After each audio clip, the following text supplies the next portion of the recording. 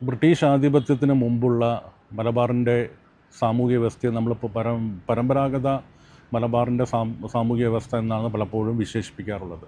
ഈ പരമ്പരാഗത സാമൂഹിക വ്യവസ്ഥ പുരുഷ കേന്ദ്രീകൃതവും കാർക്കശ്യമായ ജാതി വ്യവസ്ഥയിൽ അധിഷ്ഠിതവുമായിരുന്നു. എന്നാൽ ബ്രിട്ടീഷ് ഭരണം സ്ഥാപിക്കപ്പെട്ടതോടെ ഈ സാമൂഹ്യ വ്യവസ്ഥയിൽ നിർണായകമായ മാറ്റങ്ങളുണ്ടായി. അത് പലപ്പോഴും ബ്രിട്ടീഷ് സാമ്രാജ്യത്തിൻ്റെ സാമ്പത്തിക രാഷ്ട്രീയ താല്പര്യങ്ങളുമായിട്ട് ബന്ധപ്പെട്ടതായിരുന്നു. സാമൂഹ്യ രംഗത്ത് സാംസ്കാരിക രംഗത്തുണ്ടായ ഏറ്റവും പ്രധാനപ്പെട്ട മാറ്റം 1833 ശേഷം ബ്രിട്ടനല്ലാത്ത മറ്റ് രാജ്യങ്ങളിലെയും മിഷനറിമാർക്ക് മലബാറിൽ പ്രവർത്തിക്കാനുള്ള അനുവാദം കൊടുത്തു എന്നതാണ്. ഇതിനെ തുടർന്നാണ് 1834 സ്വിറ്റ്സർലൻഡിൻ്റെ വടക്ക് പടിഞ്ഞാറൻ ഭാഗത്ത് ഫ്രാൻസുമായും ജർമ്മനിയുമായും അതിർത്തി പങ്കിടുന്ന ബാസൽ എന്ന കൊച്ചു പട്ടണത്തിലെ പ്രൊട്ടസ്റ്റൻ്റ് ക്രിസ്ത്യൻ മിഷനറിമാരായ ബാസൽ മിഷനറിമാർ ഈ മലബാറിൽ എത്തിച്ചേരുന്നത്. അടിസ്ഥാനപരമായി ബാസൽ മിഷനറിമാർ മതപ്രവർത്തനത്തിനാണ് ഇവിടെ എത്തിച്ചേർന്നത്. അതായത് ക്രിസ്തുവിന് കൂടുതൽ അനുയായികളെ ഉണ്ടാക്കുക എന്നതാണ്. പക്ഷേ അവർ അത്ഭുതകരമായ മാറ്റങ്ങളാണ് മലബാറിൻ്റെ വിദ്യാഭ്യാസ രംഗത്ത് ഉണ്ടാക്കിയത്. ചുരുക്കി പറയുകയാണെങ്കിൽ മലബാറിൻ്റെ പരമ്പരാഗത വിദ്യാഭ്യാസ രീതിക്ക് പകരം ആധുനിക വിദ്യാഭ്യാസ രീതി ഇവിടെ പരിചയപ്പെടുത്തുകയും മലബാറിനെ ആധുനികവൽക്കരണത്തിലേക്ക് നയിക്കുന്നതിൽ സുപ്രധാനമായ പങ്ക് അവർ വഹിച്ചിട്ടുണ്ട്. രണ്ട് പ്രധാനപ്പെട്ട കാര്യങ്ങൾ ഇവിടെ എടുത്തു പറയേണ്ടതാണ്. ഒന്ന്, ബാസൽ മിഷനറിമാർ ഏറ്റവും കൂടുതൽ ശ്രദ്ധ കൊടുത്തത് അവരുടെ മോട്ടോ തന്നെ വിവേചനരഹിതമായ വിദ്യാഭ്യാസം എന്നതാണ്. മറ്റൊന്ന്, പെൺകുട്ടികളുടെ വിദ്യാഭ്യാസത്തിന് മിഷൻ നൽകിയ സംഭാവനകളാണ്. ബാസൽ മിഷൻ ആദ്യകാലത്ത് തന്നെ പെൺകുട്ടികളുടെ വിദ്യാഭ്യാസത്തിൽ വളരെയധികം താല്പര്യം പ്രകടിപ്പിച്ചിരുന്നു. പക്ഷേ ആദ്യകാലങ്ങളിൽ പെൺകുട്ടികളുടെ വിദ്യാഭ്യാസ രംഗത്ത് വലിയ നേട്ടങ്ങൾ അല്ലെങ്കിൽ അവർ പ്രതീക്ഷിച്ചത്ര ഒരു പ്രതികരണം സമൂഹത്തിൽ നിന്നുണ്ടായിരുന്നില്ല. പക്ഷേ പിന്നീട് 20-ാം നൂറ്റാണ്ടിൽ അത്ഭുതകരമായ മാറ്റങ്ങളാണ് പെൺകുട്ടികളുടെ വിദ്യാഭ്യാസ രംഗത്ത് ഉണ്ടായിരുന്നത്.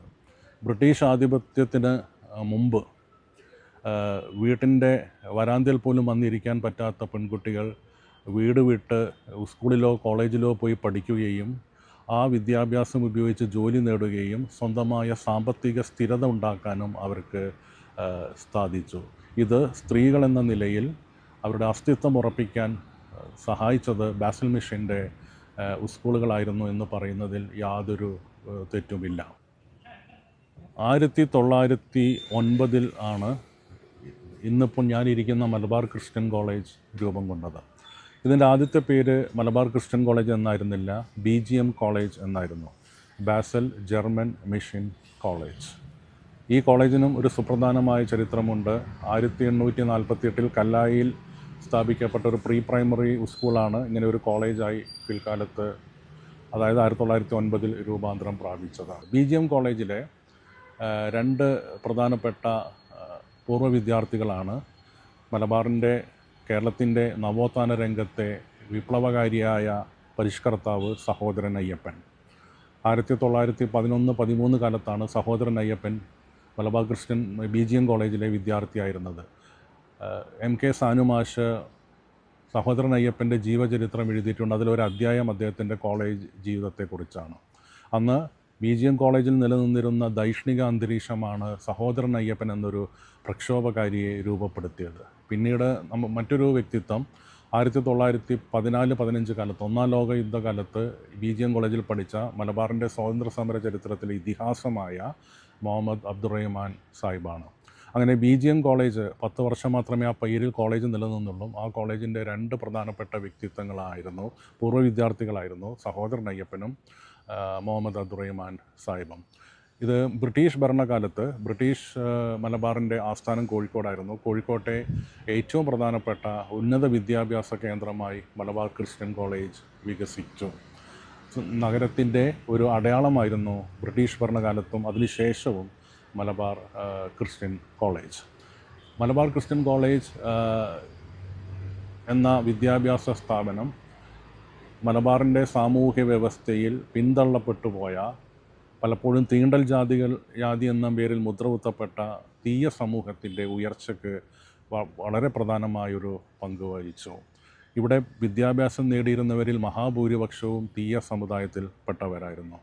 ഇവിടെ നിന്ന് വിദ്യാഭ്യാസം നേടി സർക്കാർ ജോലി നേടി അല്ലാത്ത പ്രവർത്തനങ്ങളിൽ ഏർപ്പെട്ടുകൊണ്ട് തീയർ സമൂഹത്തിൽ ബ്രിട്ടീഷ് മലബാറിൽ 20-ാം നൂറ്റാണ്ടിൽ ഒരു വളരെ പ്രധാനപ്പെട്ടൊരു സാമൂഹ്യ വിഭാഗമായി അവർ വളർന്നു വന്നു.